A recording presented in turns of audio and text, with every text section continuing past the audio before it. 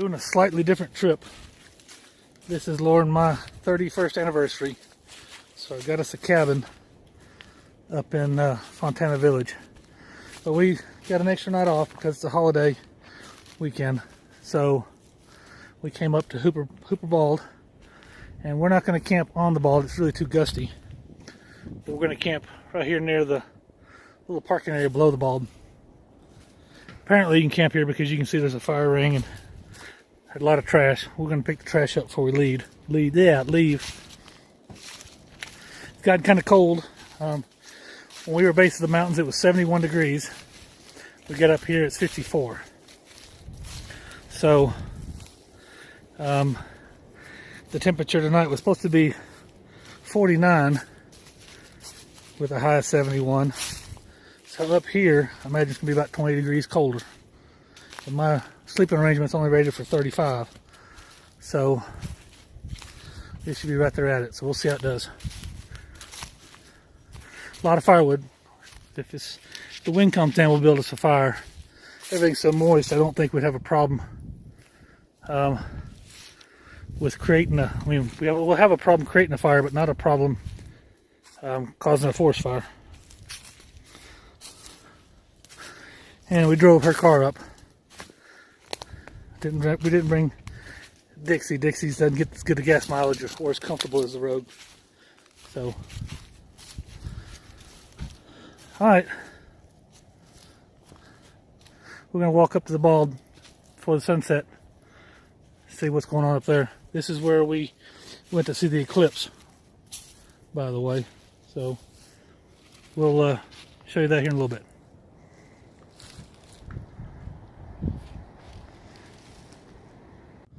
Alright, so this is the hike up to the Bald from the little parking area.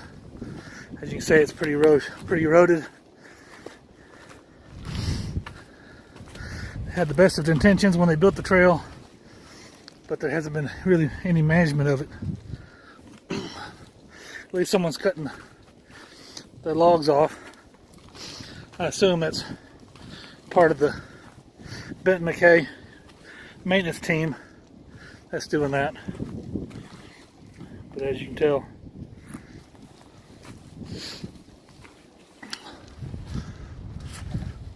these trees are old. No telling how old that one is. Don't get me wrong, this isn't like the trees at the timberline in the Rockies, but they're still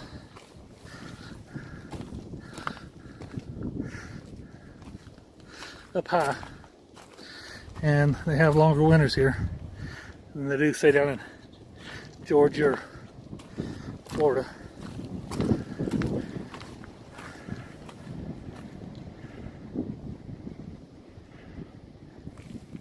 Alright, we'll show you the Bald here in a little bit. So, this is the Hooper Bald, but as the trail comes into it, I doubt we'll have any views tonight, or this afternoon. As you can see, it's a pretty well-traveled trail. More trash to pick up.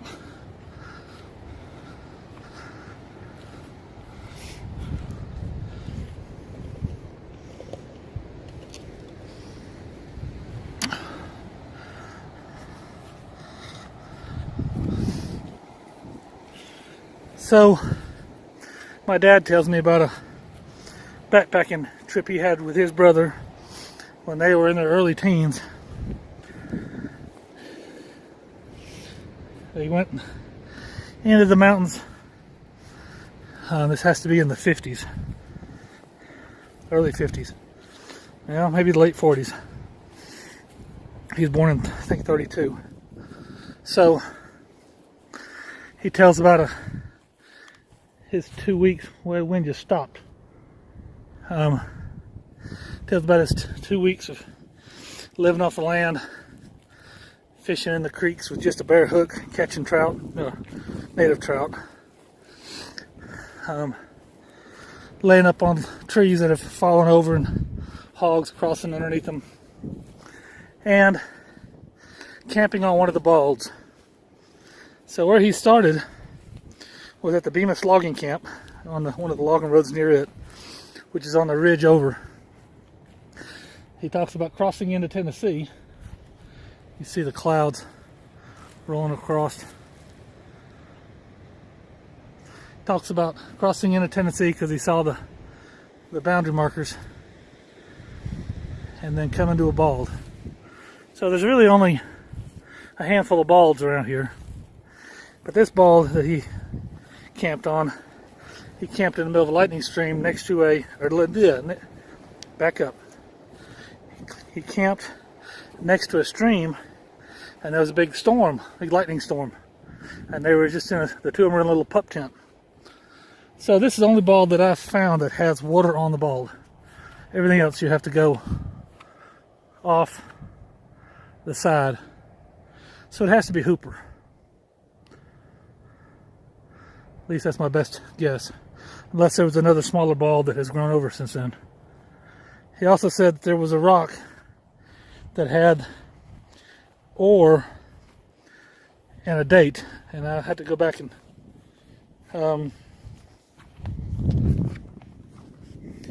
see what I think it was 1600 and something. Like 1670s, 1680s. But anyway, it's carved into the rock. Have yet to find that, but they've come up here and not so much. The balds have shifted. So I haven't been able to find it, of course, with all the growth, and there's no telling. So let me walk around and show you a little more here in a little bit. My hands are getting cold, but the fog rolling across the bald is kind of neat.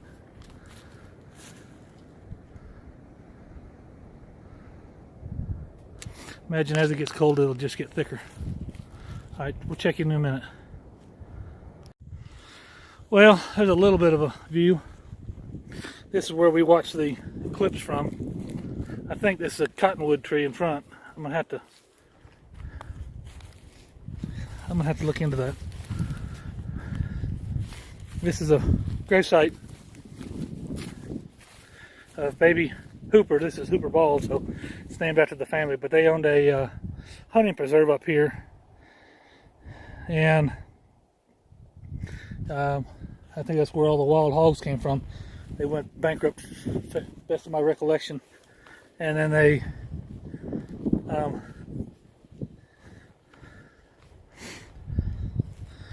released, all the animals got out, and the hippies, we were watching the eclipse, the hippies were right here, and they had a bucket right at the edge of the trees, and they would put on their skirts, no underwear now, in the middle of everybody, male and female, put on their skirt and use the bucket. Yeah, no wipe, no nothing. Ew. That's a picture you didn't want to imagine.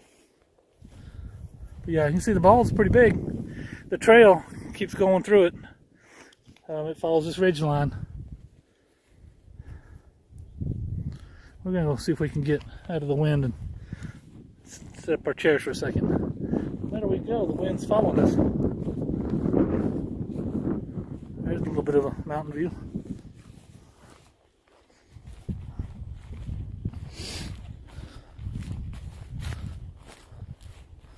This might be our best bet, unless we get further down, but then we lose the views if they occur. Alright, we'll check in later. Alright, so the fog has gotten progressively worse.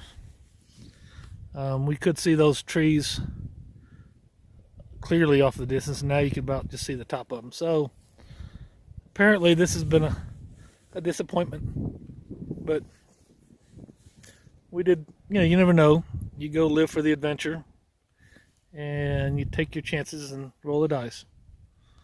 So check back in later if there's something worthy of showing you. This is hard for me to believe that here we are, almost April, and we have snow on the Hooper Bald. Yes, that means downslope on the shadowy side of the mountains, we still have snow. We're headed back to the car. I wanted to show you a little bit about where the fog level is. It's pretty significant. We're not gonna get any views tonight, so scratch that. So we are starting to get rained on a little bit, a little spitting rain. We're probably gonna go back to camp, depending upon the weather conditions. Maybe get in the car and watch a movie, chillax till bedtime.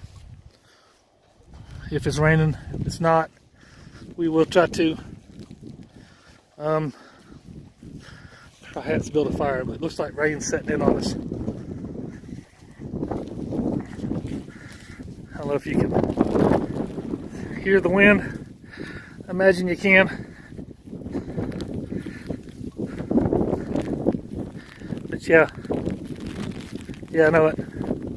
So, my camera's waterproof, but my clothes isn't. So we're gonna try to get back and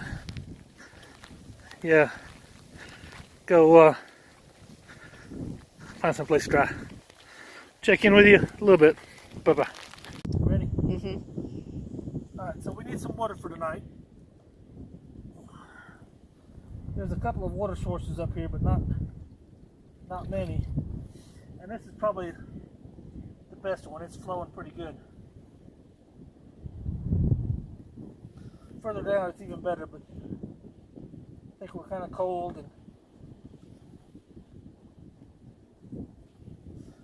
I'm gonna say it's good enough. So anyway, I'm just using a Wendy's cup.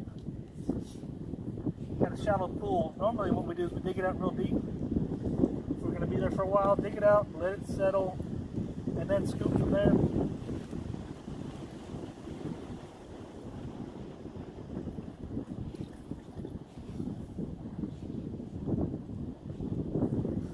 But as you be careful, it's fairly clean. Yes, you got that.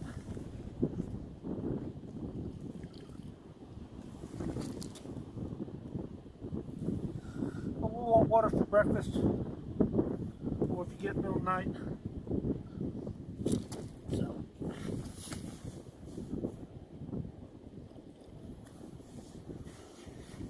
Nothing like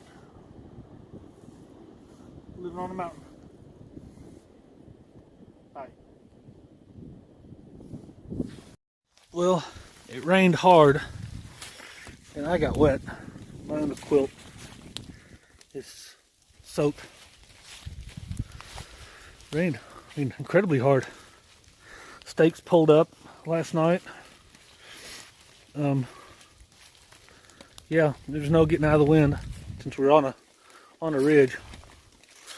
So we had to just deal with it, hunker down, and it didn't get cold, didn't get to freezing. It got close, but it didn't, nothing froze.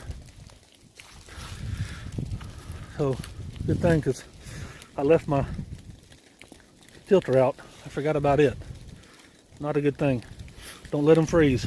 So I always sleep with them. Last night I didn't. If it was froze, I would have had to just replace it. Alright, we're going to tear it down. Maybe hike to Wig Meadows. We'll see if we feel like it. We need to find some place to get out of the wind and get some breakfast in us. Alright, so we're packed up. This is all the trash that we've pulled out of the woods. There's a lot more. We're going to collect this up. Everything, we tossed it all into the field, the parking area last night. We're wet and cold, and hope if y'all come up here, y'all can continue the project. Alright. This is Lake Santila. We're driving up to the Maple Springs observation platform, which is probably still damaged from the fire, but yeah, Santila in the rain and cold. Back roads to get to Robbinsville, go get some breakfast. Anyway, ran across this. I had to stop and show it to you. full. It's a full rainbow, Laura. It's a full. Goes all over the trees. Actually, it's on this side. It's on this side of the trees, I believe. Yeah, it is.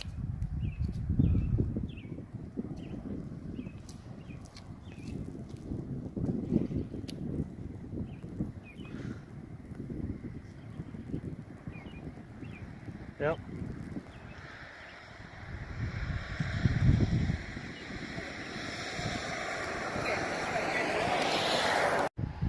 Another one down here. Oh, it's fading out. It's right in the water.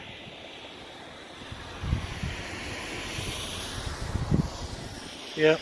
It's only there for a second. I don't know if I caught it or not.